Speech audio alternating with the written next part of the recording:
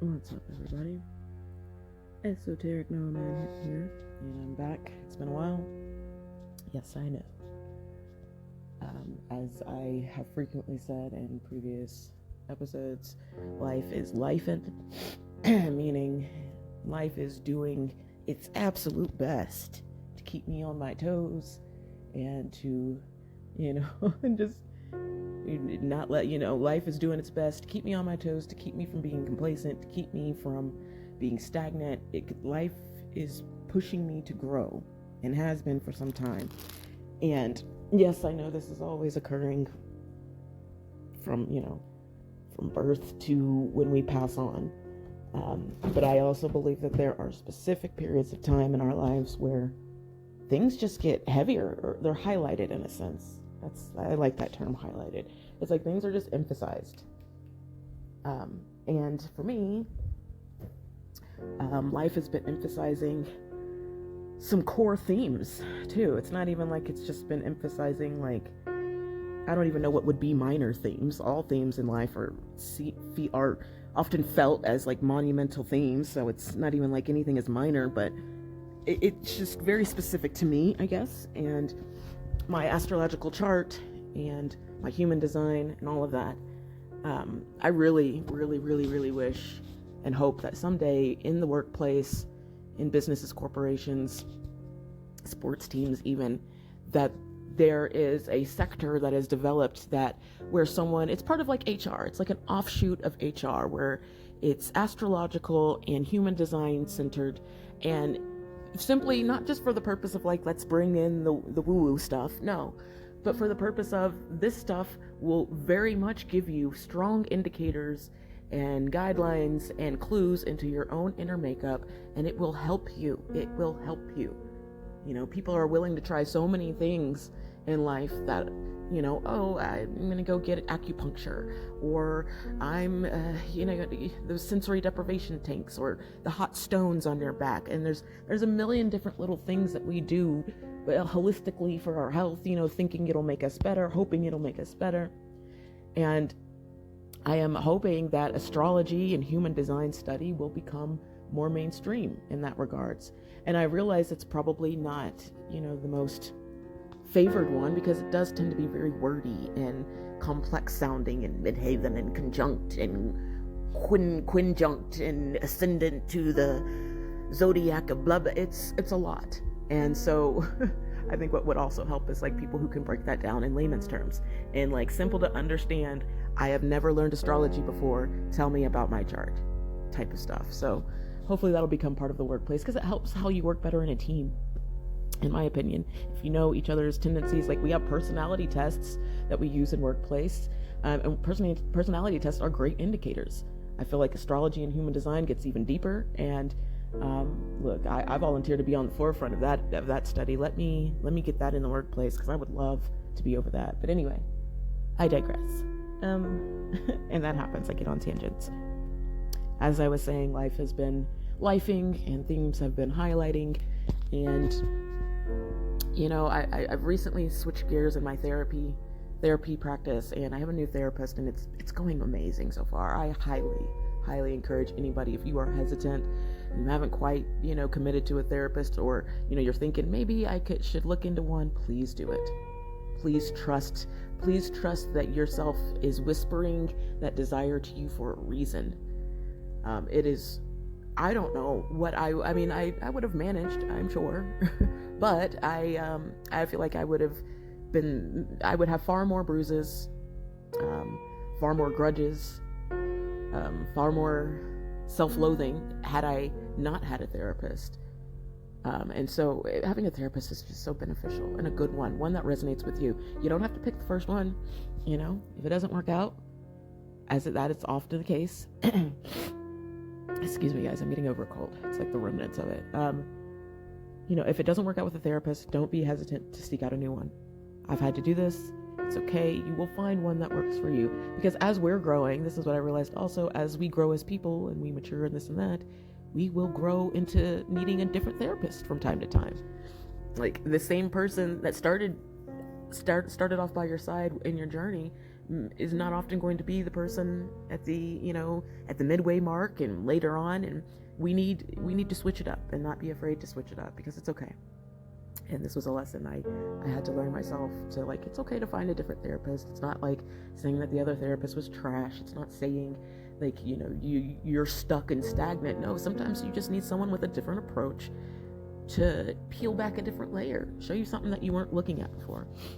And through all of that, I have greatly been realizing and adjusting my life to resonate with the 4 agreements. Now, if you are not familiar with the 4 agreements, it is written by a gentleman named Don Miguel Ruiz. I hope I'm saying his name correctly. And it's a series of books. I don't know every, I guess I could open it. Maybe it's here at the front. Let's see. Yeah, he's got a lot of them. Let's see. The 4 Agreements Companion Book, The Mastery of Love, The Circle of Fire, The Voice of Knowledge, The 5th Agreement.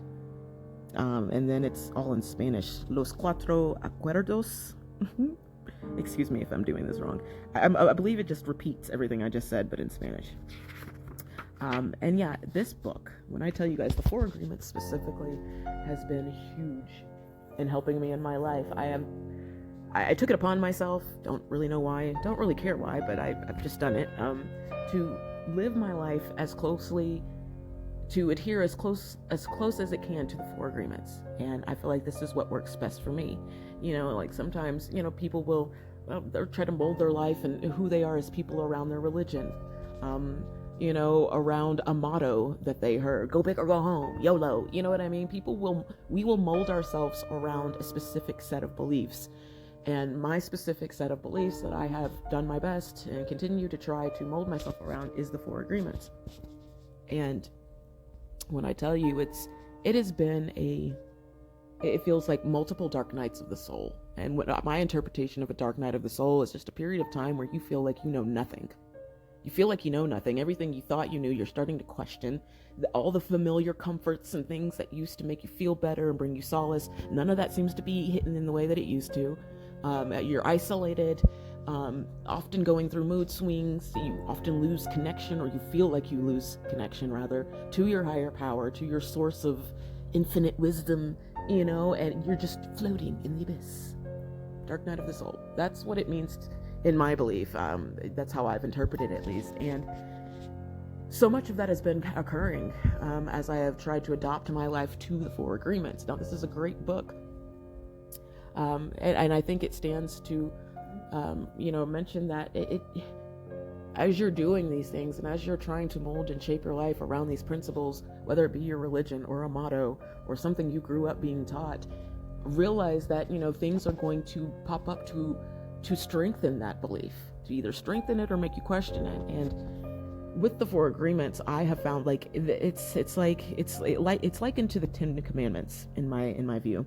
And what I mean by that is, like, I feel like if these 4 agreements had been taught to us in school, had been pushed to us, pushed on us, like, hey, this is important, focus on this, study this, graduate from this, like, get this right, the world would be a much different place. And, for me personally, it's bringing up a lot within myself that is not always the most fun to look at. And I have empathy for anyone who is really trying to mold and shape their lives around any set of principles and morals. I feel like that's a strong sign of moral character, and it's applauded in my book. I've been on this journey, so to speak, trying to discover like what is right and wrong for me. And in that I'm realizing that I am discovering a lot of black and white thinking, meaning it's either this or it's that. And we don't always notice that we're even doing that, but in doing good and bad, that's black and white thinking. Well, this is either good or it's bad. And I promise you, I'm saying this because I am experiencing this and learning different facets of it. So this doesn't come from a place of like, oh, I know everything about it. Hell no. Like the second I thought I knew something about this, like it's like it got overturned, and I'm discovering all new different angles to this. And so I'm realizing that areas where I thought I was pretty much of, I'm innovative. I think outside the box. I'm open-minded in the ways that I have interpreted these words as to have meaning. I am realizing that I have a lot of rigid thinking, meaning like, I do kind of categorize things as this or that, maybe subconsciously, unconsciously in my mind. I don't always recognize that I'm doing it. This is happening with all of us at times. And I'm realizing that, black and white thinking, rigid thinking, is not a negative thing. Of course, not that I don't believe, I'm coming to discover at least that there are very few negative things, if any, and that it's really just how much we're focusing on a specific aspect. So if I am constantly viewing life through a black and white lens, through rigid thinking, it's either this or that, right or wrong, no gray, that's going to create problems in my life, because obviously there are infinite gray areas. There's a wide expanse of light gray, dark gray, there's so many different shades in between, and we need both. I believe there's a time and place. That whole statement, a time and place for everything, I feel like that's a golden rule right there. Like, there's a time and a place, balance, and it's up to us to discover that balance within ourselves and within our own lives. I don't believe that there is a set template that is going to say, like, this is how this needs to be, used by all, and this is the template of balance. No, that is something specific to each of us as individuals, and that makes it even more challenging, right? Because if you're like me, there's a bit of comfort that I get from a sort of black and white way of thinking. If it's this or that, I can find out which one I resonate with most and accept the consequences of either. It's simple, it's to the point, it's direct. I appreciate that. And also, I have other facets of myself that do like to think outside the box and, often recognize that, hey, this being good or bad is not the only option. Like, it's not just good, it's not all good, it's not all bad. And so in that, I'm learning that, first of all, being able to recognize when that might be happening, when the dynamic of black and white thinking as opposed to free thinking or being open-minded, what other word you want to put as its opposite, when that is coming up, to recognize that as, hey, this dynamic is presenting itself again. What am I leaning towards? Am I sort of only focusing on this black and white aspect, or am I, open to exploring all options? Am I open to recognizing that there might be more to this than what I'm seeing, and instead of automatically thinking that this is the way it is and trying to, form a whole set of beliefs around it? I believe doing this is extremely helpful in preventing, complications and misunderstandings and a variety of things. And it's just an overall healing spiritual thing. It helps you understand yourself better, accept yourself better, come to terms with things. And, like, one thing I continuously realize is I am the type of individual and I know there's plenty of other individuals out there like this. I also know that many people are not like this, but I really feel like I am on a type of mission to understand myself enough and so well that I'm not saying it will entirely remove or erase any possibilities of miscommunication or problems with others, but I want to get so familiar with myself, self-realization, self-awareness. I want to understand how I am working, my habits, my reactions, my perceptions, my projections, everything that I am doing. I want to study that and get very well versed in it and get very, very familiar with it, because in doing that, I have seen firsthand and will continue to see how that shapes my outer reality. The more in tune I get with myself, it will bring everything outside of me to, resonate more. Better communication in relationships, better opportunities. Things will begin to manifest outside of myself as a mirror reflection of the inner work that I am doing. This whole concept of as above, so below, as within, so without, it's a very real concept. And I'm not sure if people, I'm sure many people might think it's just spiritual woo-woo, or, they just may not really pause to consider that it's really always occurring. This, cause and effect, if you'd rather call it that. If as above, so below was too woo-woo for you, then it's cause and effect. It's action and reaction. Like, keep it scientific if you don't want to get spiritual with it. I believe that spirituality and science and psychology have all been saying similar things, just with different words, over the course of time. And so it's so many things are the same concept, in my opinion. And that is one, as far as, like, if I get to know myself better and heal myself better, it is going to make my experiences, the things that I encounter, better. And that's what I want to live. I want to live a life of ease and happiness. And not to say there won't ever be challenges or things that, cause discomfort, because I roll my eyes, but I understand how, like, those things are just as necessary to happen. Doesn't mean I want them to, or that I love it when it happens, but I have an understanding that they need to occur. And so in that, it's like, if I can work on myself and get to know, the whole shadow element, my unconscious, subconscious, all of those things really, really, really well, it does manifest outside of myself as improvement and things going better and smoothly and, more revelations and all of that. And so that has been sort of like my quest for many, many, many, many years. Now, I didn't always take it seriously. It was always in the back of my mind, but like, I wasn't always ready and prepared to dive in. I had a lot of things that were controlling me at any given time, and so it's been a stop and go type of relationship with it. But I'm really geared towards self-improvement, self-exploration, just diving into the self. And in that, I love to dive into the psychology of others as well. And like I said, like, I know some people are like this, and I also know some people aren't. And I may not be able to physically feel, or because I'm a very empathetic person as well. Like, when I say that, it's like I'm actively working on boundaries, because I will pick up on someone's mood and think it's my mood and get very confused. Or, if I'm in a chaotic environment, start to feel that chaos within myself. It's been a learning process. I'm only at the stage where I recognize that it's happening and I'm able to mitigate it at times. I have not fixed this entirely. I can't even tell you like a set plan on how to, deter outside energies aside from grounding, meditation, different things like that.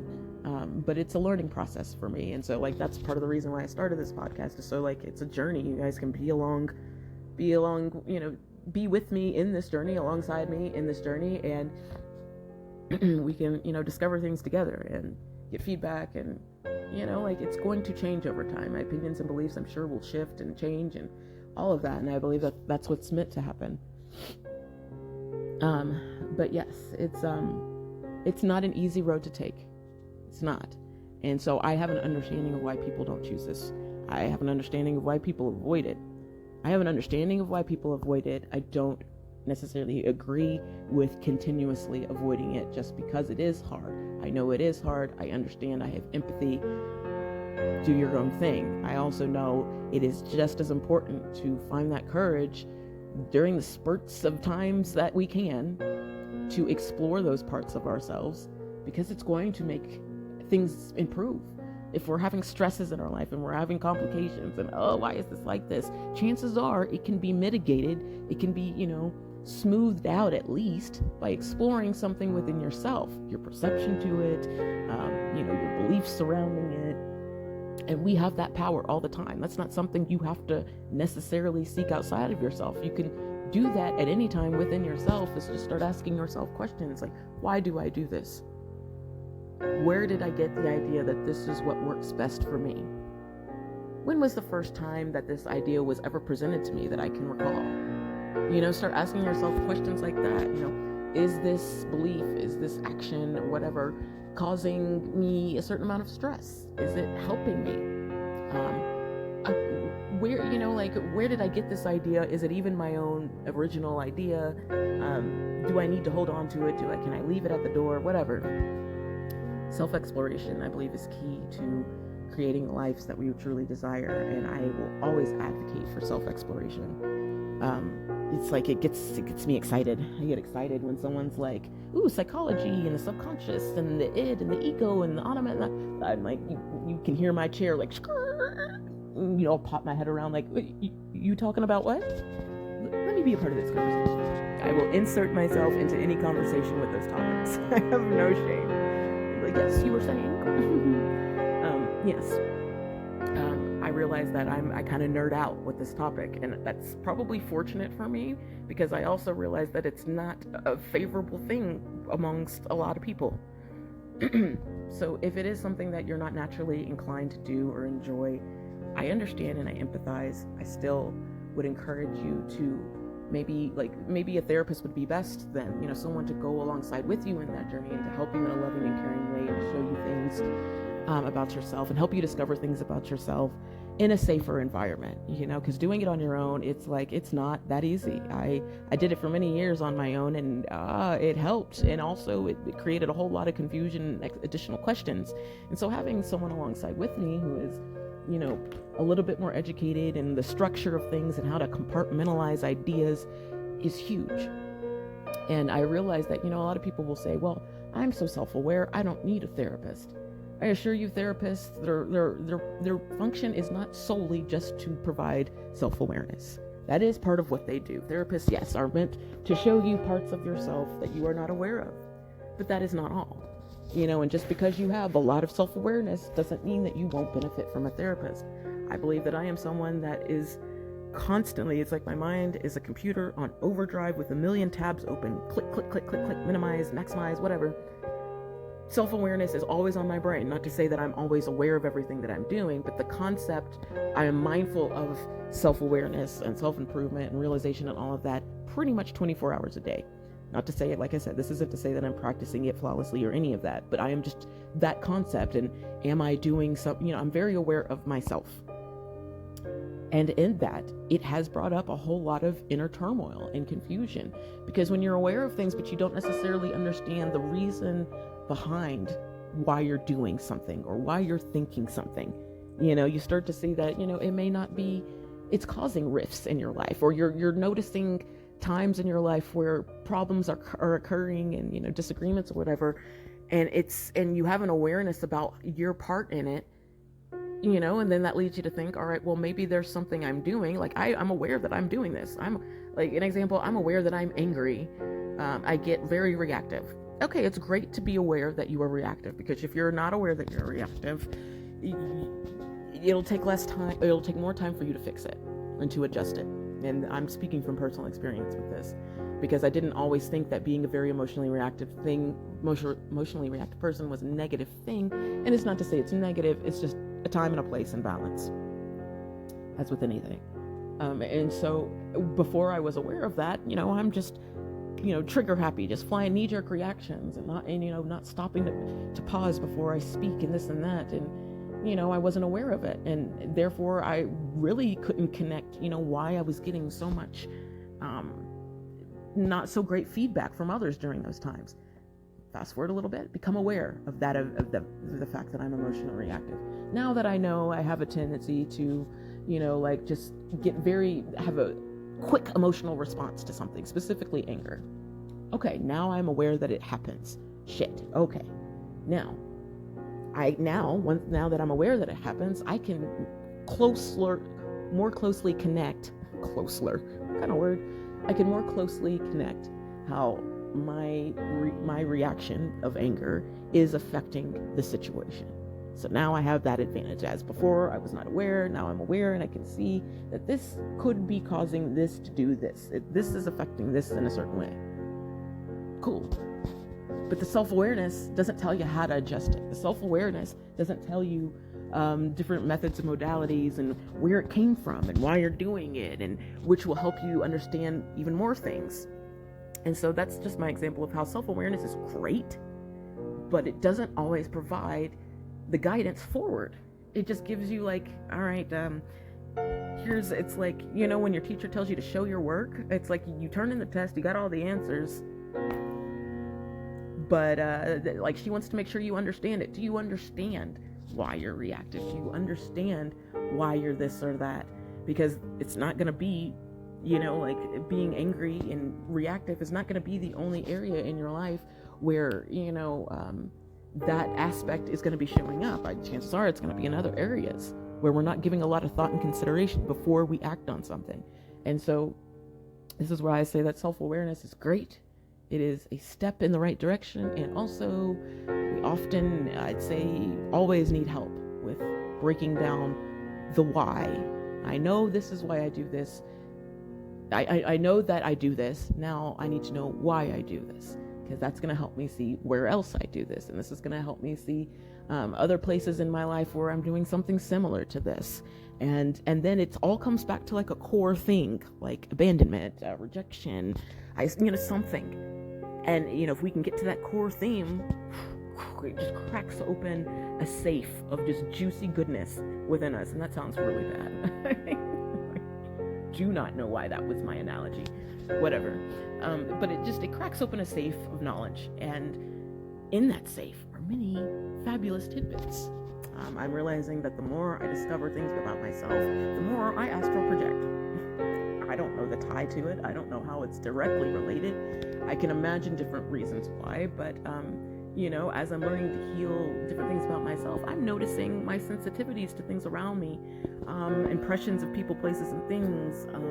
People call these gifts, whatever I believe we all have these things, and I believe that they're all there, but they are buried under mounds and mounds and mounds of our perceptions and beliefs and everything we've gathered from this lifetime and possibly even other lifetimes. I don't study that enough to know for sure, but it's covered up by mounds of shit, outside external shit that we have to unveil. We have to pull it off, pull it away, unlearn, until we get to who we really are.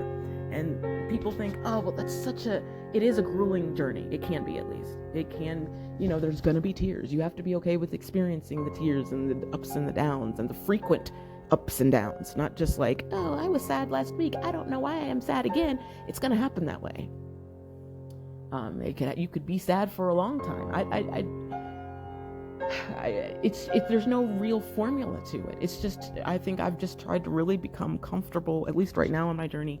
I'm trying to just accept it for what it is. The fact that I don't understand it I can't understand it any more than I am in this moment. And so, I don't understand necessarily why I have to have five times where I'm in a crappy mood in 1 month. I don't understand why that's necessarily beneficial, but it's in the long run, I'm trying to figure out, where am I going with this thought? It's just accepting that the ups and downs are going to be there, and trying not to put that in a box of my own beliefs. Like, okay, I can experience ups and downs, accept it, cool. But then I start to categorize it like, oh, well, I can't have this many down days. I can't have this many of times where I'm in a bad mood, because but in reality, there was no set formula at all. We create our own limitations. And so I am doing my best to remove my own self-imposed limitations. I'm doing my best. It's a work in progress. I had thoughts around meditation, like, oh, if I only meditate for like 2 minutes or whatever, I'm not really getting anything out of it. Or if I'm falling asleep, getting tired, I'm not getting any. These are ideas that I created that I wasn't even fully aware that I had created. I had just decided that this made sense to me at some point. We're doing this in our daily lives more than we know. I feel like oftentimes a guinea pig for how I view the world. Like, I realized, like, the more I become aware of like my own habits and tendencies, it's like I'm starting to see them highlighted in the world around me. It's like, oh, this is happening in this dynamic, and with this person, and with this person, and with this person, which is helping me identify and understand the interconnectedness of human consciousness, that we're all here experiencing, all different levels of different things. And, just having compassion for myself and then compassion for others has been the goal. But it's an extreme sport is how I like to classify it. And, I applaud you if you're trying. I'm not here to say that if you're not trying that you don't deserve an applause. I'm just, I have empathy and I understand. And you're right. It is difficult. It's hard. It can be challenging. It's frustrating. You want to give up. You want to scream at the sky. You want to say fuck it and just walk away. All those emotions are entirely valid. And also, we have to remember that we do have to be active participants in our own lives to some degree, and we cannot just expect things to be great if we're doing no work on ourselves.